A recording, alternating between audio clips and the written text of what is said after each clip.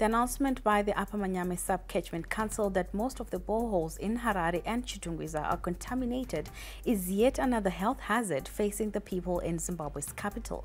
The council reviewed that the water quality testing conducted showed presence of an E. coli bacteria in boreholes in Mount Pleasant, Avondale, Glenview, Lighton Industry, Greendale, Eastleigh, Mbare, Budiriro Waterfalls, Icot, Chitungwiza, Hopley and Norton.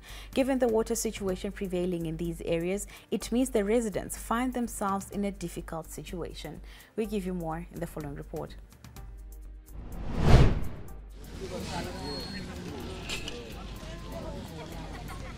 Between a rock and a hard surface, that perhaps describes the situation of residents in Harare and Chitungwiza. Absence of running clean water had forced them to rely on boreholes. Atisati tane system yesuwa yakanyatsonaka. Muaikoti tinoshandisa hedu ma septic tanks, but ma septic tanks atinoshandisa asati adrainwi. The situation changes now for this resident from Icot. The announcement by the Upper Manyame Sub-Catchment Council that most of the boreholes are contaminated is a big blow. Already, experts had warned that the sewage situation and the rains were bound to lead to this. And now it has happened.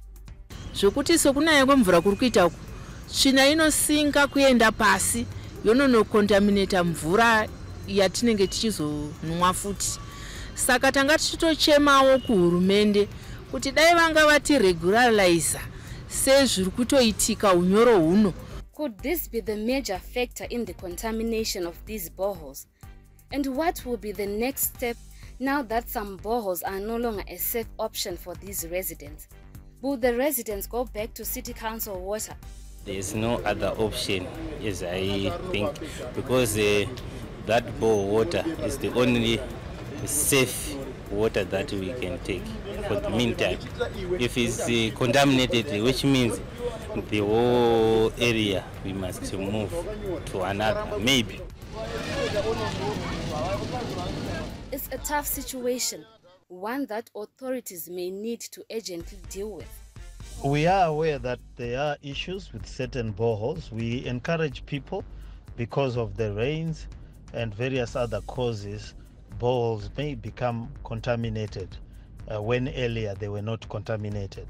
It is very important for people to have regular checks, to come to our chemists or other laboratories that are certified in town to check the quality of the water. More importantly, if you are going to use the water to drink, always assume that it is contaminated. Residents in Harare had mixed feelings on the latest developments. Option iripo ndeyo kuti vatsvage kutodirira mabhoro akanaka nokubvisa mapaipi aripo pasi ese. No option iripo, hapana imwe option ingambotetwa. Mapaipi akada kuchinjwa ese. Reality is that most of these residents will continue relying on these boreholes, and some will opt for city council water. But as things stand, the difference is the same. For ZTN Prime, I'm Fatima Karuweni in Harare. A survey conducted by ZTN Prime shows that Harare City is not yet effectively providing running clean water throughout the city. In areas where there is running water, it is not consistently available or comes out visibly dirty. This has been a situation that was forcing residents to rely more on boreholes, most of which have been labeled contaminated.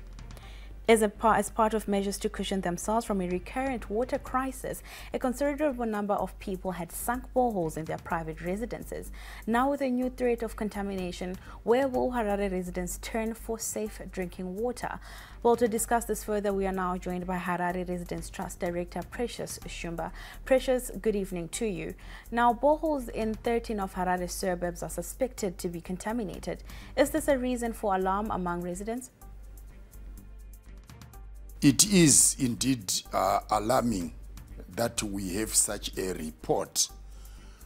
People have relied on community boreholes, on household boreholes, wells, but when you hear of 13 wells that are contaminated and potentially the source of cholera.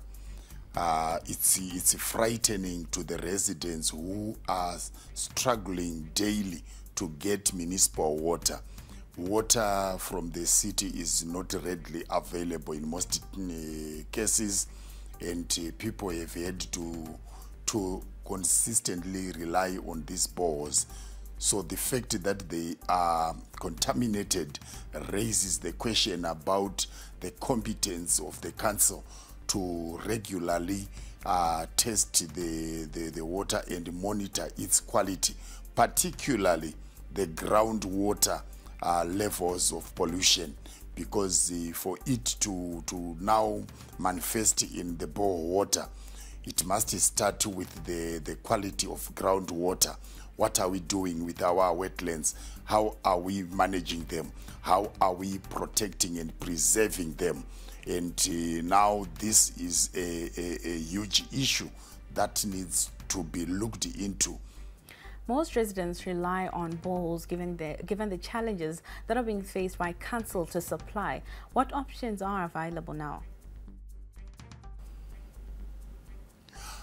With a lot of residents, bore water is more trusted than council water.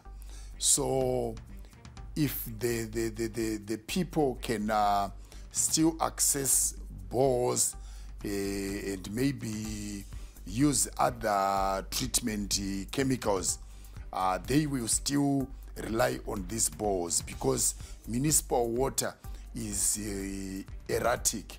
So the major options would be for the council to provide water bowsers to those communities that are affected.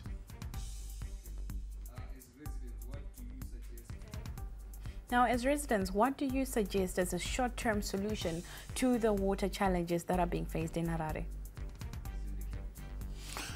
The priority is to deal with the water leakages and illegal connections along the water distribution network. As you might be aware, the city of Harare has consistently reported since around 2012, 2013, that at least 60% of their treated water is being lost through leakages that are a result of aged underground water pipes. Konapo, ipapo pa ZTN Prime, DSTV channel 294.